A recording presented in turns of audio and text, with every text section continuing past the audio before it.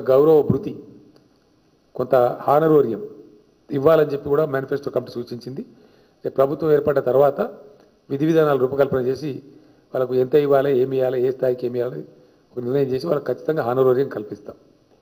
వాళ్ళు కూడా పనిచేస్తున్నారు కాబట్టి చేస్తాం. అదేవిధంగా ఈ యొక్క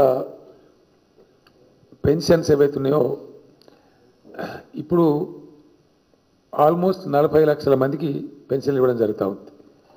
39 లక్షల పైచీలకు ఉంది, క్లోజ్ టు 40 ల్యాక్స్. మన రౌండ్ ఫిగర్ తీసుకుంటే 40 లక్షల మంది. వీళ్ళలో ఇది కూడా సేమ్ కళ్యాణ లక్ష్మి టైప్ పెట్టినప్పుడు అప్పుడు మేము ఏం చేసినామంటే 65 ఏళ్ళకి పెట్టినాం. దానికి స్ట్రాంగ్ రీజన్ ఇది తెలంగాణ ఎకానమీ తెలియదు. ఆ రోజు ఎట్లా ఉంటుందో అర్థం కాదు, పెట్టి ఇవ్వకపోతే ఇబ్బంది అవుతుంది. ఆ దృష్ట్యా కనీసం ఈ గ్రూప్ వాళ్ళకన్నా ఇచ్చుకుందాం, ఏ ఏజ్ గ్రూప్ అయినా పర్వాలేదని అప్పుడు 65 సంవత్సరాలు పెట్టినాం. వాళ్ళందరూ కూడా పాపులర్ డిమాండ్ ఉంది. మా ఎమ్మెల్యేలు చెప్తా ఉన్నారు, మేము పోయినప్పుడు చెప్తా ఉన్నారు, వాళ్ళు జిల్లా కలెక్టర్లు కలిసినప్పుడు ఇచ్చే గ్రివాన్స్ పిటిషన్స్లో కూడా చెప్తా ఉన్నారు, రకరకాల పరిస్థితుల్లో రిప్రజెంట్ చేస్తూ ఉన్నారు. ఆ ఏజ్ తగ్గించండి అని. ఈ దేనికి తగ్గించాలంటే మీరు గవర్నమెంట్ ఎంప్లాయీస్కి ఏది రిటైర్మెంట్ పెట్టారో మాకు కూడా పెట్టుండి అని అడుగుతున్నారు. సో 57 సంవత్సరాలు పూర్తయిన వాళ్ళందరినీ ఆ నెట్లోకి తెస్తాం. 57 ఇయర్స్ కంప్లీట్ అయిన ప్రతి ఒక్కరికి దానికి అర్హత వస్తుంది ఈ ఆసరా పెన్షన్ పొందడానికి.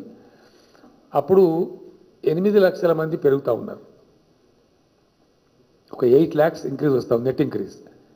మా దగ్గర లెక్కల ప్రకారం తీస్తే ఆల్మోస్ట్ 8 లక్షల మంది పెరుగుతారు. పెరిగిన కాస్ట్ పెరుగుతుంది.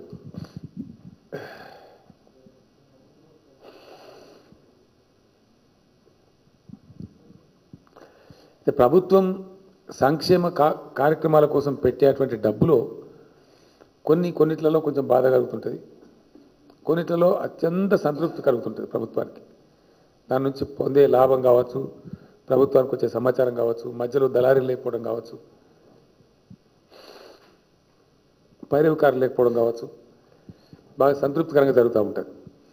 అయితే మన రాష్ట్రంలో మనము అన్ని రకాల పెన్షన్లు ఏమో ఒక 1000 రూపాయలు ఇచ్చుకుంటా ఉన్నాం. ఈ వికలాంగులకేమో 1500 రూపీస్ ఇచ్చుకుంటా ఉన్నాం. ఈ ఏజ్ ఏమో ఇప్పుడు 65 ఉంది. ఏజ్ రిలాక్స్ చేసి దాన్ని 57 ఇయర్స్ కంప్లీట్ చేసిన వాళ్ళకు అందరికీ అర్హులు అవుతారు. ఒకటి. రెండవది, ఇది నేను చాలా విన్నాను, నేను కూడా చాలామంది చాలా సందర్భాల్లో చేసిన ఎంక్వైరీలో వచ్చినాయి. చాలా సంతృప్తిని వ్యక్తం చేస్తూ ఉన్నారు. చాలా అంటే మమ్మల్ని చచ్చిపోయే వాళ్ళం బ్రతుకుతున్నాం అని కొందరు, అసలు మాకు ఎవరు చూసేటోళ్ళు లేకుండ్రి అని కొందరు, చాలా అంటే అత్యంత ఎక్కువ సంతృప్తిని వ్యక్తం చేస్తూ ఉన్నారు. కొందరు మాకు 500 వేస్తే బాగుంటుందని చెప్పినారు.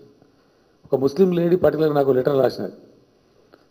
ఒక 2000 కూడా చేస్తూ అంటే మేము చాలా బ్రతికిపోతాం, మాకు చాలా తృప్తిగా ఉంటుంది, ఇంకెవ్వరి మోతాదు లేకుండా అవుతాం, కొంచెం మీకు భారమే కానీ చేయండి, మేము పేదలం నిరుపేదలం అని చెప్పి కూడా రాసినారు. అప్రాప్రియేట్ టైంలో చేయాలి కాబట్టి మేము నిర్ణయించాం. ఈరోజు కమిటీ కూడా అందరూ యునానిమస్గా అందరి అభిప్రాయం తప్పకుండా పెన్షన్ ఇంక్రీజ్ చేయాలని చెప్పినారు. నాకు కూడా మొదటి నుంచి చూడండి ఒక సభలో కూడా ఎక్కడో ప్రకటించాను నేను, బహుశా నల్గొండలో వనపర్తిని చెప్పడం జరిగింది. అప్పటికే కమిటీకి వస్తూ ఉండే సమాచారం.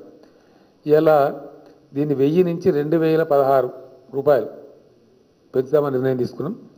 పెన్షన్లు 57 సంవత్సరాలకు అర్హత, 57 సంవత్సరాలు కంప్లీట్ అయిన వాళ్ళకి అర్హత కల్పించడం, పెన్షన్లు 2016 రూపాయలు ఇవ్వాలని చెప్పి కూడా డెసిషన్ తీసుకున్నాం.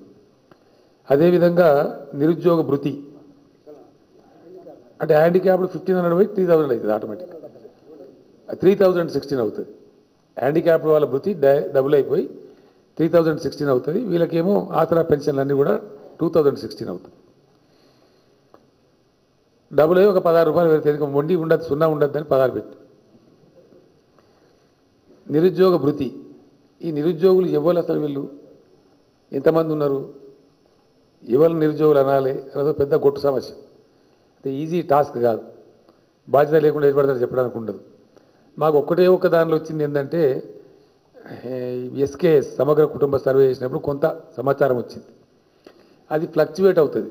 ఒక ఇయర్ ఉండొచ్చు, నెక్స్ట్ ఇయర్ అయినా జాబ్ రావచ్చు, గవర్నమెంట్ జాబో ఇంకో జాబో లేదా ప్రైవేట్ జాబ్ రావచ్చు, ఏదో ఒక పద్ధతి దొరకచ్చు. ఎప్పటికప్పుడు డైనమిక్ ఫిగర్ ఉండదు, స్టాటిక్గా ఉండదు, మారుతూ ఉంటుంది. మాకు ఆ రోజు మేము అనుకున్నాం ఏంటంటే ఇండ్లది ఇది 2 క్రిటికల్గా డిస్కస్ చేసినాం. ఈ హౌసింగ్ స్కీమ్ ఎప్పటిదాకా కొనసాగితే అసలు ఎన్ని ఇండ్లు కట్టాలి, ఎంతమంది ఇండ్లు లేని ఉన్నారు, ఆ ఎస్కేఎస్లో వచ్చినప్పుడు పెద్ద చర్చ జరిగింది. అట్లనే ఇది కూడా జరిగింది. దీనిలో ఇంచుమించు ఒక 11-12 లక్షల వరకు ఉంటారన్నటువంటి చర్చ మాకు అందినటువంటి సమాచారం. బహుశా ఉంటారు కావచ్చు. అయితే మేము దానికి ఫిగర్ రిస్ట్రిక్ట్ చేయదలుచుకోలేదు. దానికి నిబంధనలు రూపొందిస్తారు ప్రభుత్వం ఏర్పడే వెంటనే కొన్ని గైడ్లైన్స్ ఉంటుంది దానికి గ్రాడ్యుయేషన్ ఉండాలా ఏజ్ ఏంది వ్యవహారం ఏంది ఒకవేళ ఆయనకు ఎంప్లాయ్మెంట్ వస్తే మాకు ఎట్లా గవర్నమెంట్కి ఎట్లా రిపోర్ట్ కావాలా ఇవన్నీ కూడా ఒక మెకానిజం ఉంటుంది దానికి ఇప్పుడు ఒక 2-3 రాష్ట్రాల్లో అమలవుతూ ఉంది దాని గైడ్లైన్స్ క్షుణ్ణంగా పరిశీలించి తప్పకుండా మేము లిమిట్ పెడతలేము అది 11 లక్షలు కానీ 12 లక్షలు కానీ 13 లక్షలు ఎంతమంది వచ్చినా 100% నిరుద్యోగులందరికీ కూడా ఈ భృతి అందిస్తాం అది 3,016 రూపాయలు అందించాలని చెప్పి కూడా డెసిషన్ తీసుకున్నాం ఆ ప్రకారంగా అన్ఎంప్లాయ్మెంట్ అలవెన్స్ ఆల్సో డెఫినెట్గా ఇస్తాం దానికి లిమిట్ పెడతలేము ఐఎమ్ వెరీ క్లియర్ 10 లక్షలు 12 లక్షలు 15 లక్షలు అనకుండా ఆ నిబంధనలకు లోబడి రాష్ట్రంలో ఎంతమంది ఉంటే అంతమంది పిల్లలు మన వాళ్ళే కాబట్టి దానికి ఇబ్బంది లేదు కొద్దిగా బాధతో ఉంటారు కాబట్టి అందరు కూడా ఇవ్వాలనుకున్నాం it's not a big money ఇవ్వగలుగుతాం మాకు ఇప్పుడు క్లారిటీ వచ్చింది పూర్తి పట్టు ఉంది ఇక్కడ 5 ఇయర్స్ ఇన్కమ్ కూడా నేను చెప్పిన మీకు ఇప్పుడు ఎంత వస్తుంది అనేది అందులో నుంచి చెప్తున్నాం మేము ఏదో అడవులుగా చెప్పి ఇష్టం వచ్చినట్టు చెప్తలేము బాధ్యత లేకుండా 5 ఇయర్స్ ఏం జరుగుతుంది ఎకనామిక్స్ ఎట్లా ఉంటుంది దాన్ని ఎట్లా ఇవ్వగలుగుతాం అనేది దాంతో చెప్తా ఉన్నాను నేను బాధ్యతతో ఆ విధంగా ఇస్తాం నెలకి